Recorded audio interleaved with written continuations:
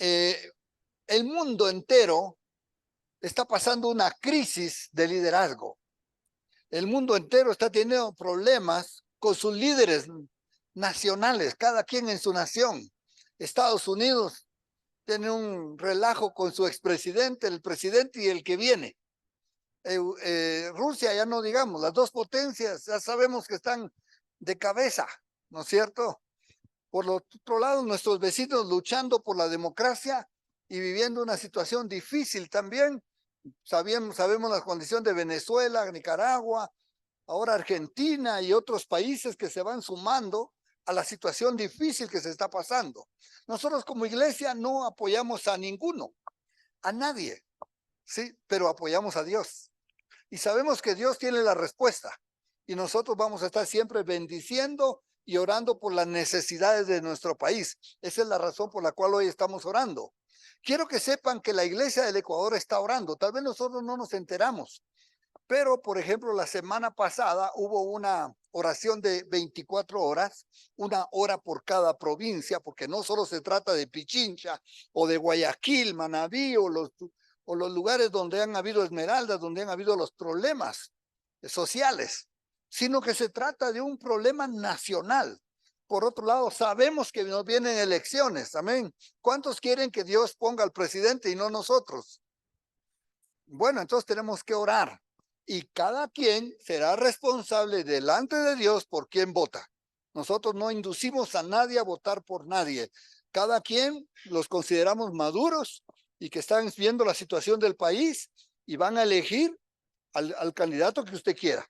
Quizá mi voto no va a definir nada, pero estamos obligados a votar, ¿no es cierto? Todos estamos claros de esta parte. Sí, que nosotros como iglesia, nuestra función es bendecir, orar y que cada quien con la sabiduría que Dios le ha dado pueda estar orando por la nación. ¿Cuántos aman a su Ecuador? Así como oramos por el mundo entero. Y hoy estamos orando por Ecuador y eso fue lo que hicimos con la ayuda de las hermanas que vinieron a orar con nosotros. Vamos a seguir orando por el Ecuador. A la final vamos a tener la cena del Señor. Pero yo quiero contarles que les voy a contar lo que le estaba pasando a Nehemías. Nuestro tema hoy es Nehemías. Sobre eso hemos estado orando. Y el marco histórico en el que se está desarrollando la historia de Nehemías es el siguiente. Israel ya tenía reyes, pero a causa del pecado del pueblo entero, también por su rey, Dios, que alguien dice, no, pues no pasa nada, no pasa nada. A la final le pasó a Israel. Vino el juicio de Dios sobre Israel y los atacaron y acabaron con la ciudad de Jerusalén, derribaron sus muros, saquearon el templo de Dios, se llevaron todos los utensilios del templo de Dios, que muchos de ellos eran en oro. El pueblo lo agarraron cautivo y se lo llevaron ¿a dónde? A Babilonia. ¿Sí? Esa es la parte de la historia que estamos viendo. Ahorita, en nuestra historia de lo que vamos a hablar de Nehemías, se llevaron a los israelitas a Babilonia, ¿sí? Pero no se llevaron a todos. Resulta que algunos se quedaron por allá, otros por acá, y los pocos que se quedaron intentaron vivir en Jerusalén, pero es difícil vivir en una ciudad con sus muros caídos, sin un templo y sin un gobernante. Así es que los que allí estaban mal, estaban en una situación difícil. Quizá estaban mejores los presos que se los habían llevado a trabajar a Babilonia. Entre los que se habían llevado a trabajar a Babilonia, el rey Artajerjes, que era el que estaba en torno en este momento de la historia que vamos a ver, muy sabiamente lo que hacían los conquistadores era se llevaban lo que se conoce como el botín, su comida, armas y dinero. Ese es el botín. Pero entre el botín también están las personas. Las personas comunes las ponían a trabajar en las canteras y a construir. Y a los sabios del país que capturaban, se los llevaban donde el rey. Mire qué inteligente. A los sabios no los iban a poner a partir piedra. A los sabios los iban a poner a hacer algo útil por el país. ¿Me explico? Entonces, en este caso, Nehemías era un hombre muy inteligente, muy capaz, y por su inteligencia y su capacidad estaba con el rey. Había llegado a tener un puesto muy importante, que era el copero del rey. Cualquiera diría, bueno, es el que sirve las copas. ¿Qué es el copero? Copero, otra ronda. Como ven en las películas, no, señor, no se trata del de la cantina, sino que el copero del rey efectivamente es el que le sirve a la mano, se acerca tanto al rey que no muchos se acercaban al rey para servirle en su vaso el vino. Y antes de darle el vino, el copero tenía que probar delante del rey, no un poquito, lo suficiente, y el rey se le quedaba viendo. Si se caía, ya no se tomaba el vino. ¿Sí me explico? Porque era una de las maneras que, como no era fácil llegar al rey, el envenenamiento por comida o por bebida era lo más usual. Así es que el copero no solo probaba el vino, probaba la comida y por supuesto estaba para cualquier cosita que se le ocurriera al rey. El copero estaba escuchando los secretos del rey con otras personas y al mismo tiempo era un consejero sin ser necesariamente el consejero del rey. Era alguien a que a veces el rey le preguntaba, ¿tú qué piensas? ¿Tú qué opinas? O simplemente te callas la boca. Un hombre de mucha confianza. Obviamente, bien bañado, bien vestido y bien alimentado, no se asoleaba, estaba bien en su trabajo. ¿Cuántos les hubiera gustado ese trabajito en vez de estar yendo a partir piedra como en los demás presos? ¿Verdad que es fantástico? Bueno, en esa condición estaba Nehemías. Sí, este era lo que hacía, servir la copa, y estaban en la ciudad de Babilonia cautivos. Pero resulta que Nehemías se entera de algo importante. Estando él en esa condición de comodidad, resulta que no toda la nación estaba cómoda. Unos estaban presos y el resto que se había quedado en Jerusalén estaban muy mal. Escuche lo que pasó. Así empieza Nehemías capítulo 1 en el verso 4. Palabras de Nehemías, hijo de Alcías. Aconteció en el mes de Quisquelum, en el año 20, estando yo en Susa, capital del reino. Este es el marco histórico, ¿no es cierto? Está diciendo que es Nehemías. En el año 20 se refiere al año de 20 años que estaba Artajerjes gobernando, se contaba desde el año 1 del rey y después otro rey, otro rey. Pero dice que estaba en Susa. Ya sabemos que la capital de Babilonia por mucho tiempo fue Susa. Y esto aparece en el libro de Esther y en otros libros. Es importante que nosotros sabemos que la Biblia es un libro espiritual. ¿Cuántos saben? Pero les quiero contar que al mismo tiempo la Biblia entera es un libro histórico. ¿Por qué? Porque aparecen datos, aparecen nombres de reyes, aparecen ciudades. A lo largo de la historia, los hombres que quieren ir e indagar algo de la historia se van a ir a la Biblia como referente para ver si un libro es capaz de sostenerse en la historia, a ver qué rey había, quién gobernaba, si era en la época de los reyes babilónicos, de los reyes persas, de los reyes romanos, de lo que sea. Es decir, la Biblia muestra un marco histórico necesario. Bueno, aquí está para que ustedes se den cuenta cómo aparecen las cosas, ¿no es cierto? Dice que vino Anani, ¿sí? Dice, uno de mis hermanos con algunos varones de Jerusalén, ¿sí? De Judá. Es decir, llegaron estos muchachos a visitar. Venían de esa ciudad que estaba destruida. Esa ciudad que estaba destruida, ahora venían ¿a qué? A visitar la ciudad. Pero no iban a visitar a cualquiera. ¿A quién iban a buscar? Al hombre que estaba en una mejor posición. Fueron a buscar a Nehemías.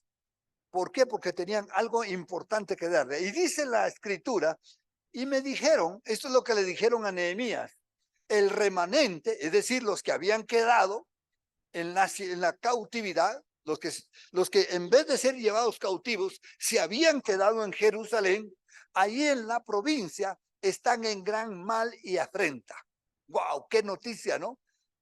Cualquiera diría, estos escaparon de venirse presos, allá han de estar mejor. Estaban mal, estaban en afrenta. ¡Qué dolor! ¿Cuántos sentimos dolor por nuestros hermanos de la costa con los problemas que tienen de inundaciones?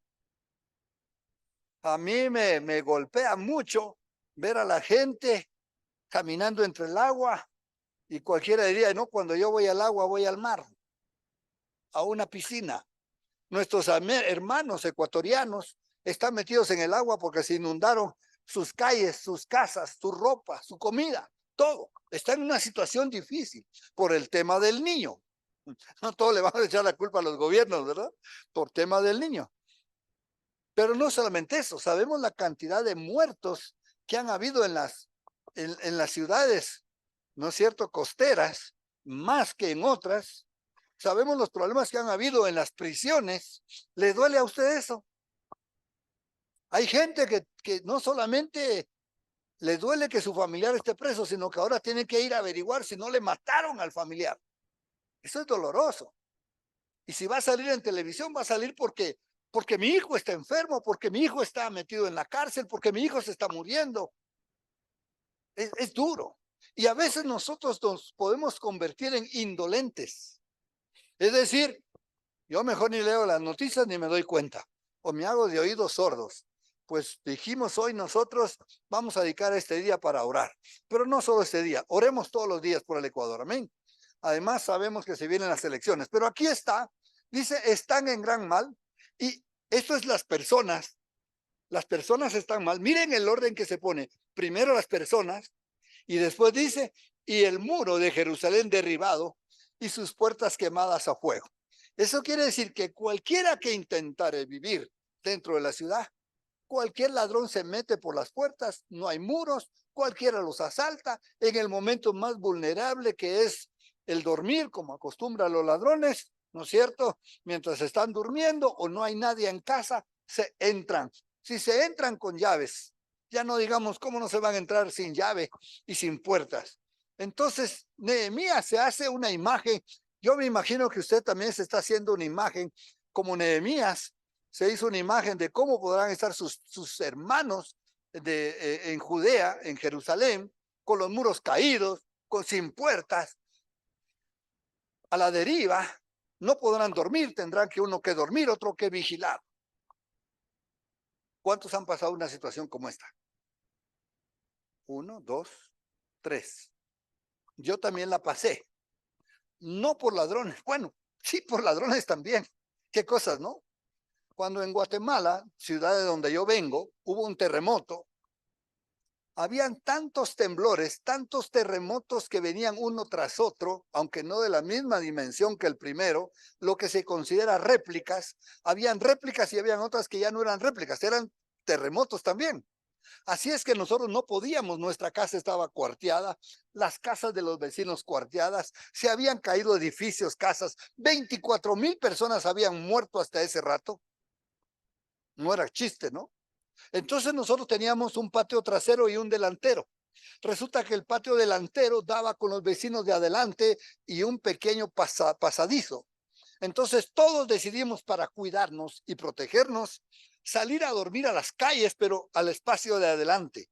Es decir, nosotros estábamos aquí, un pasadizo, y ahí estaban los vecinos en las calles.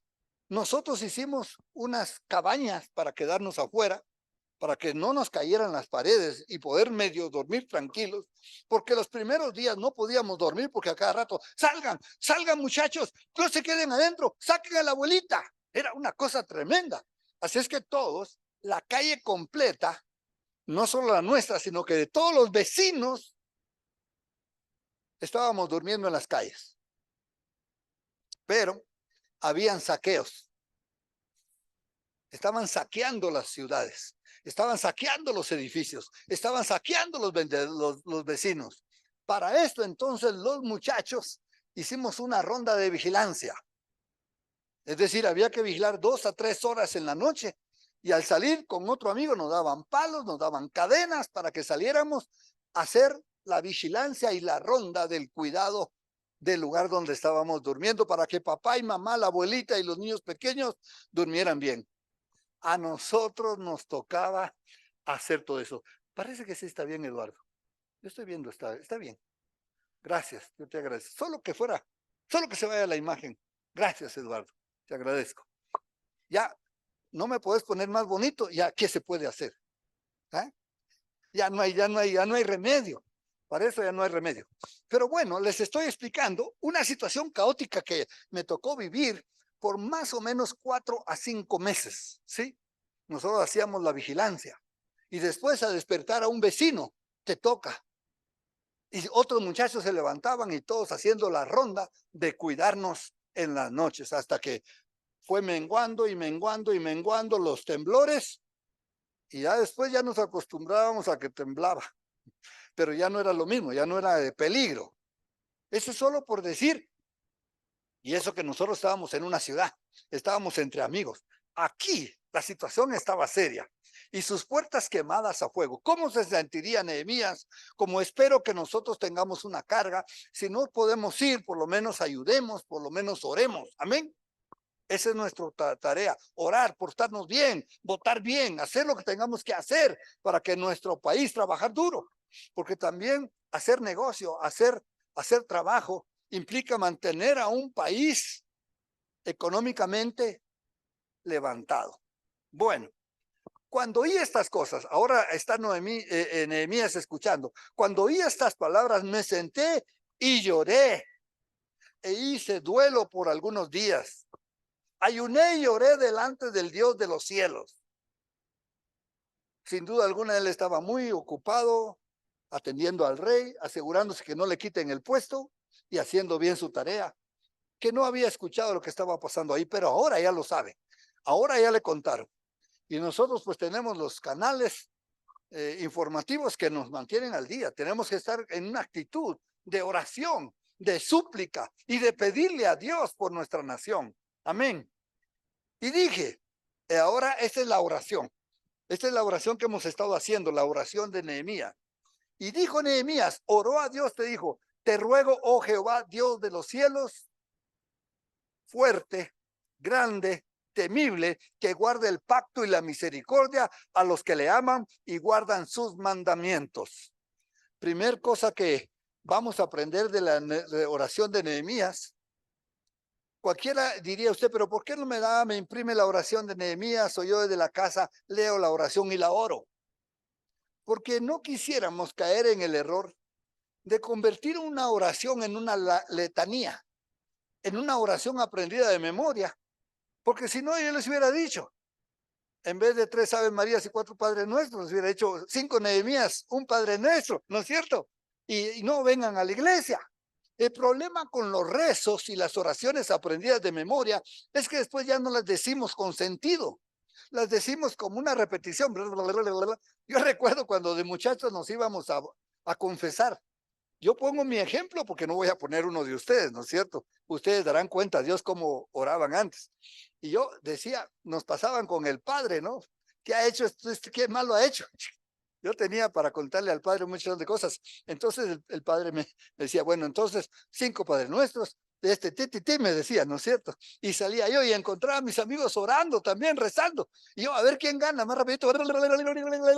No poníamos atención en las oraciones.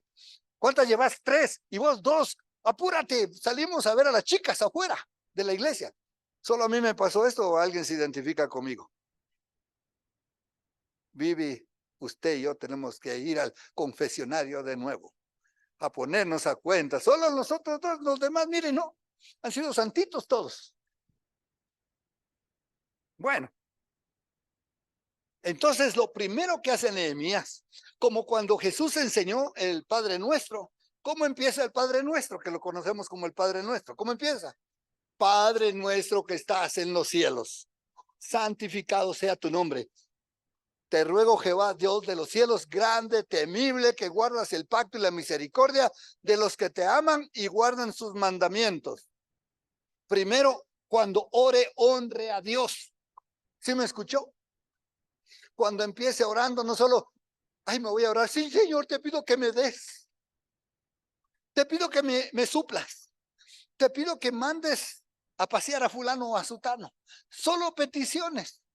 Por eso es que no podemos pasar de 1 minuto de oración, de 30 segundos, porque las peticiones se nos acabaron, las más importantes, y ya no seguimos orando. pero usted se puede concentrar. Y se me hace que Nehemías solo nos puso como un resumen de lo que oró. A mí se me hace que él se explayó, ¿no es cierto? En ruegos, en súplicas al Señor, diciendo, oh Jehová Dios de los cielos, tú que habitas allá en la inmensidad, uno orando, ¿no es cierto? Y dice sus atributos: fuerte, grande y temible. ¿A quién le teme usted? ¿Al ladrón? ¿Al tiempo? ¿A la economía? ¿Al nuevo presidente? ¿Al futuro presidente? ¿Al que está? ¿Al que sale? No tengamos temor del hombre. No temamos lo que el hombre nos pueda hacer. Hay un Dios fuerte, hay un Dios grande y hay un Dios que temible. Ahora este Dios grande, fuerte y temible, vamos con otros atributos de Dios: que guardas el pacto y la misericordia de los que le aman y guardan sus mandamientos. Guardas el pacto y la misericordia, dos cosas que Nehemías va a exaltar de Dios. Guardar el pacto. ¿Qué es guardar el pacto? ¿Será un libro? Que guardó bien el libro, guardó el pacto. Guardar el pacto es guardar el compromiso. ¿Cuántos tienen un compromiso matrimonial? ¿Lo están guardando? Con las dos manos, me gustó ese, con las dos manos me gustó. Está guardando con las dos manos rapidito. Otros así. La mujer le levantó el resto. Levántalo, ya te dije que te están hablando. Que guardas el pacto. O sea, guardar el pacto no es decir guardé el anillo, porque el anillo del pacto. A ver, levanten los que tienen todavía el anillo. Muy bien, los demás se me perdió. Está bien, a veces pasa, no vamos a acusar a nadie. Pero yo sí guardo mi anillo. Cuando estoy haciendo cosas en la casa, guardo. Cuando voy a tener una reunión pública o voy a salir, me pongo mi anillo, porque por eso es que lo he conservado, porque yo sí lo sé guardar. Pero no se trata de guardar el anillo, se trata de guardar mi pacto, mi compromiso con mi esposa, mi compromiso con Dios. Ahora Dios, Nehemías le está diciendo: Dios, tú que guardas el pacto, tu compromiso con nosotros. ¿Sabe Dios que Dios se ha comprometido con sus hijos? Y que Dios es fiel. Dios no es como nosotros, que a veces medio cumplimos el pacto. No, Dios lo cumple al 100%, y por eso Nehemías se puede atrever a decir: tú que guardas el pacto. Pero otra cosa más guarda Dios: la misericordia. ¿Cuántos están contentos con que Dios guarda el pacto para con nosotros y tiene misericordia de nosotros? Wow, Señor, si esto es algo que yo necesito. Dice: cada mañana son nuevas tus misericordias. Y a veces yo cada mañana otra vez: Señor, tus misericordias. Ten misericordia de mí, ten compasión. Nehemías está llegando al corazón de Dios, está yendo a las cosas y dice: y guarda sus mandamientos. ¿Cuántos estamos en tal caso? No estamos tratando de guardar los 10 mandamientos, pero estamos guardando los mandamientos de Cristo, ¿no es cierto? ¿Cuál fue el nuevo mandamiento que nos dejó Jesús para decir? Amarás a tu prójimo como a sí mismo. Y como yo me amo bastante, tengo que amar bastante al prójimo. ¿Y cómo sé que yo me amo bastante? Vea cómo se cuida. Vea cómo se alimenta. Qué silencio más profundo. No, yo no me ni como ni me alimento. Todos están guapos esta mañana porque se cuidan. Amar al prójimo como a uno mismo. Entonces tenemos que amar a los que hemos dicho. De esto hablamos la semana pasada, si quiere verlo, ¿no es cierto? Amar al prójimo. Bueno, así le dijo, así le entró Nehemías en la oración a Dios. Así es que, Padre, en el nombre de Jesús, póngase de pie un rato. En el nombre de Jesús, Padre, te rogamos, Padre nuestro que estás en los cielos,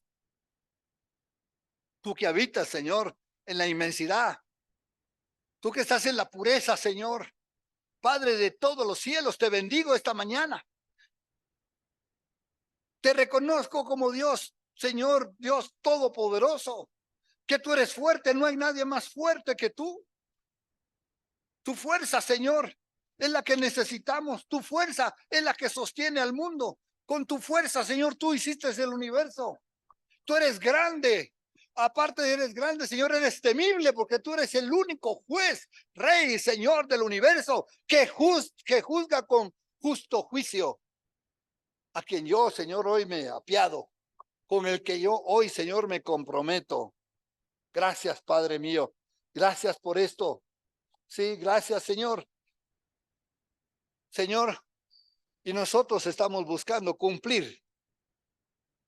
Así como nos amamos a nosotros, Señor, estamos queriendo amar a nuestro prójimo y no hacemos vista a un lado de la necesidad de mi vecino, del amigo, del pariente, del que ni siquiera conozco, Señor. Ten siempre en cuenta que yo quiero ser como tú, Señor. Y Señor, yo te recuerdo que así como tú guardas el pacto y la misericordia y amas a los que guardan sus mandamientos, Señor, escucha mi oración esta mañana. Amén. Tome asiento. Vamos a la segunda parte de Nehemías. Siguió orando y dijo, mire cómo Nehemías, cuando ya hizo el preámbulo para con Dios, ahora le pide a Dios algo que es muy importante. Esté atento, Dios, a mis oraciones. ¿Ah? Cuando usted le quiere pedir un favor especial al esposo, a la esposa o al hijo, y el hijo está distraído, ¿usted qué le dice? A ver, mijo, ponga atención. Amor, esté atenta. Amorcito, le dice la esposa al hombre, ¿no? Ponga atención, esté atento a lo que le voy a decir porque lo que voy a decir es importante.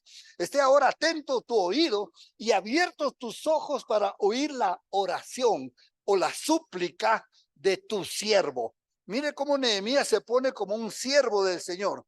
¿Qué hago ahora delante de ti? ¿Cuánto tiempo? Día y noche. Es decir, él no resume esto en una oración, pero no quiere decir que pasó en un solo día o en un solo momento. Aquí nos aclara que es día y noche, por eso le digo, esto es un resumen que nos está dando Nehemías. Sus oraciones eran largas, sus tiempos de oración eran tremendas. Y usted también cuando se despierte en la noche no diga, ay, ¿por qué me desperté? Dígale, ¿para qué me desperté, Señor? Y simplemente diga, Padre, aprovecho este tiempo y póngase a orar hasta que se duerma. Buena idea, ¿no es cierto? En vez de estar dándose las vueltas, despertando al cónyuge para que también él esté acompañándole en el desvelo. Como hacían antes especialmente las damas. Antes que los baños estaban fuera, ¿se recuerdan? ¿Qué pasó, mi amor? ¿Por qué me despiertas? Acompáñame al baño. O todavía aún dentro del dormitorio todavía pasa. Qué silencio, Dios mío. Bueno, ahora te hago lo que ahora tu siervo te pide delante de ti día y noche, por los hijos de tus siervos. Mire, él no está pidiendo por el agua, por las cañas, por el azúcar, que es necesario, pero el primero, ¿qué piensa? Las personas. ¿Qué es lo más importante? Las personas. Es más importante las personas que las cosas. ¿Cuántos están de acuerdo? ¿Sí? Por los hijos de Israel, tus siervos. Y confieso, ahora empieza a decir algo importante, confieso los pecados de los hijos de Israel que hemos cometido contra ti. Sin duda alguna, el que hayan estado cautivos no es resultado de lo bueno que eran, es resultado de los errores y del apartarse de Dios, porque por eso le llegó el juicio, por eso se los llevaron presos, por eso los llegaron a atacar. Hermanos, tenemos pecado en nosotros y Nehemías no dice en algún lugar donde que Nehemías haya dicho, oh buen Señor, yo no he pecado, pero voy a decir que he pecado solo para que tú nos ayudes a todos. Él se pone también como un pecador. Yo no. Tal vez usted, Luis Toledo. ¿Ah? Pero bueno, aquí dice que él dijo, te confieso los pecados de los hijos de Israel que hemos cometido contra ti.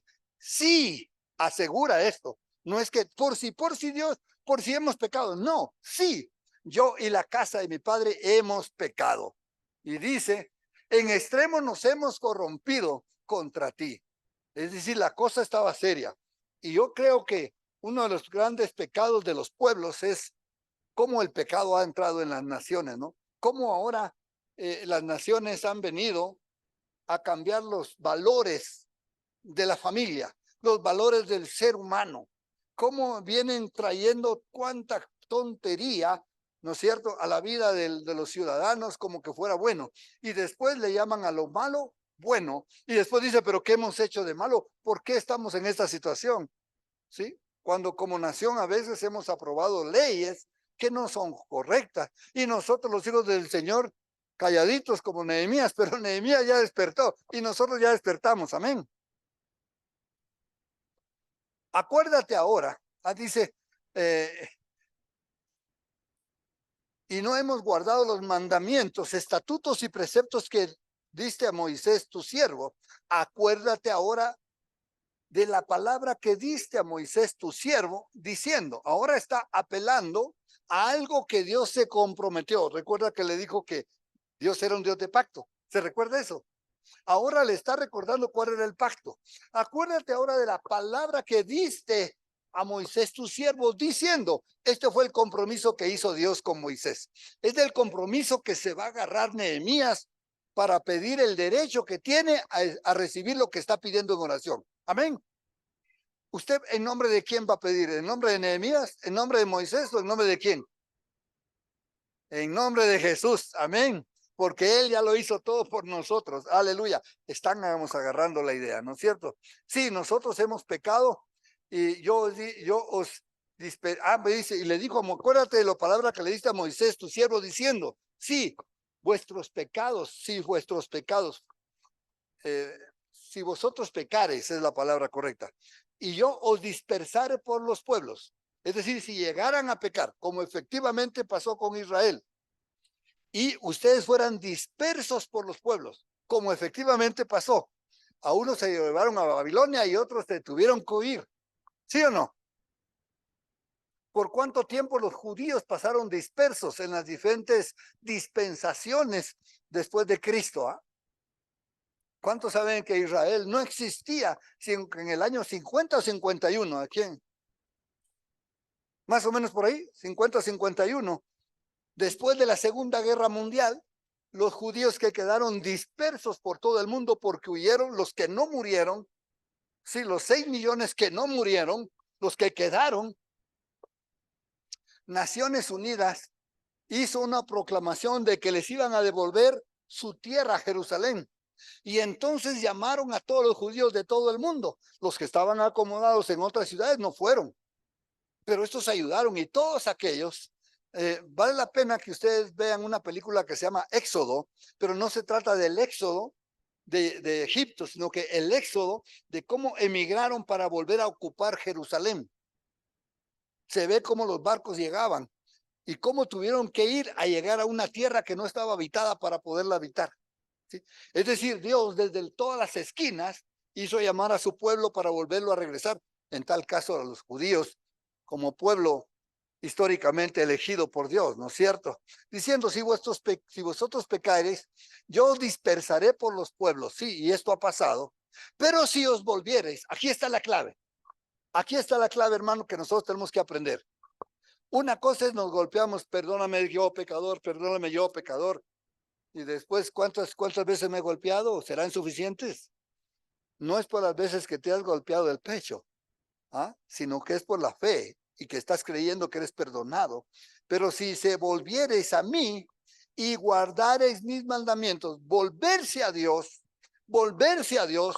no quiere decir simplemente si ahora me hago buenito, sino que guardareis mis mandamientos y los pusieses por obra. No solo se trata de decir soy cristiano, sino que volvernos a Dios, a la oración, a la lectura, a buscarle a Él de todo corazón, al compañerismo entre la iglesia, y guardar sus mandamientos, ayudar al prójimo, bendecir a los demás, ¿no es cierto? Y ponerlos por obra quiere decir hacer las cosas, no solo oírlas, sino que hacerlas. Dice otra vez la Escritura, aunque vuestra dispersación fuere hasta el extremo de los cielos.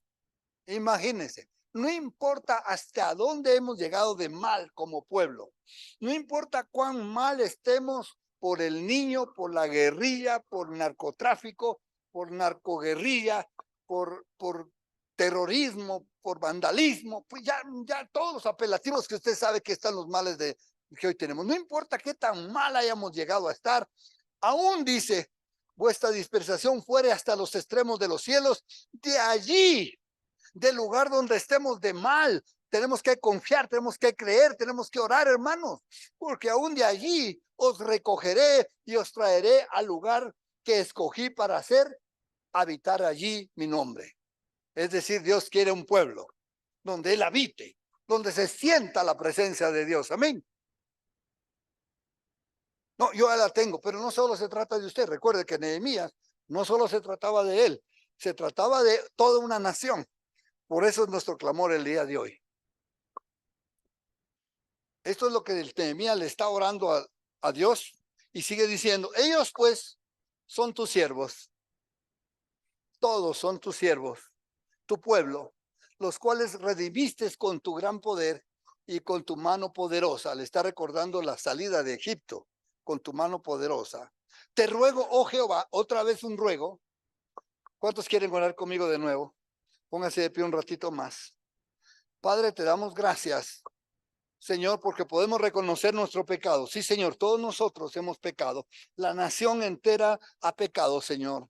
Y hoy no tenemos más que el resultado de las malas decisiones de muchos de nosotros que hemos llevado, Señor, adelante a un pueblo en decadencia. Pero, Señor, sabemos que tu mano está sobre tus hijos, que tu mano, Señor, tú dijiste, hiciste un compromiso, hiciste un pacto con nosotros. Y, Señor, ruego que tú toques los corazones de cada persona, de cada ecuatoriano, especialmente de cada hijo tuyo que estamos hoy presentes y los que no están hoy con nosotros, que tú toques sus corazones para que se vuelvan a ti, Señor, que guarden sus mandamientos, tus mandamientos, que los pongan por obra, Señor, que se arrepienta todo hombre, nos arrepentimos, todo hombre, Señor, se arrepiente hoy de sus malos caminos, de sus malas maneras de vivir y decimos, Padre, te rogamos, oh Señor, te hemos dicho tu compromiso que tienes con nosotros, que si nosotros nos volvemos a ti y si vamos, Señor, de nuevo a regresar a los caminos tuyos, tú vas a cambiar la situación del Ecuador. ¿Cómo lo irás a hacer? No sabemos, Señor. Si es por medio de un nuevo gobernante, si será por medio de un milagro, si será por medio de alguna situación que desconocemos, pero tú eres verdadero, tú eres grande y tú eres poderoso, Señor. Yo te doy gracias esta mañana, Señor, por eso. Te ruego, Jehová, esté ahora atento tu oído a la oración de tu siervo. Amén. Aleluya. Puede tomar asiento, Señor. Le dijo Nehemías, está atento a la oración de tus siervos y escucha esto, y a la oración de tus siervos, quienes desean reverenciar tu nombre. Deseamos darle honra al nombre del Señor. Amén. Concede ahora buen éxito a tu siervo delante y dale gracia delante de aquel varón. Se refiere al rey Artajerjes, porque como copero, él iba a ir al rey a hablar con él, ya, iba a ir a interceder, pero no es así nomás, ¿sí? Aquel varón, porque yo servía de copero delante del rey, no es así nomás que un copero venga y le diga al rey, oiga rey, le tengo que pedir un favor. El rey le tendrá mucho cariño y mucha estima al copero, pero el copero es el copero. Ah, yo soy el rey, aquí se hace lo que yo digo y como yo digo. Entonces no va a haber tales de compasión o de misericordia, amén, sino que va a ser Dios el que va a tener algo especial que hacer acá con el pueblo de Dios. Entonces, él le dice, pon gracia delante de mí. Y yo les voy a pedir una cosa, lo que vamos a hacer por el Ecuador, a quien le vamos a hablar en el Ecuador para que conozcan a Cristo, que el Señor ponga gracia delante de nosotros. Amén. Porque yo no soy el más agraciado para hablarle a una persona. Mi hijo contó hace 15 días cómo él le habló a sus compañeros, ¿se recuerdan?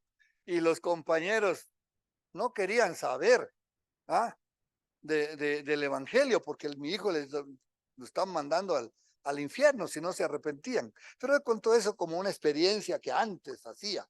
Ahora usted tiene que tener la gracia de Dios para hablar el evangelio. Amén. Así es que vamos a pedirle al Señor la gracia del Dios y próximas semanas vamos a hablar de ¿Qué pasó con Nehemías cuando fue delante del rey? ¿Les parece? Amén. Bueno, pónganse de pie, vamos a orar esta última parte. Sí, para que el Señor ponga gracia delante de nosotros, Pastor María Teresa. Voy a pedir que también pasen las cosas de la Santa Cena, por favor. Vamos a tener la Santa Cena. ¿Cuántos quieren tener la Santa Cena?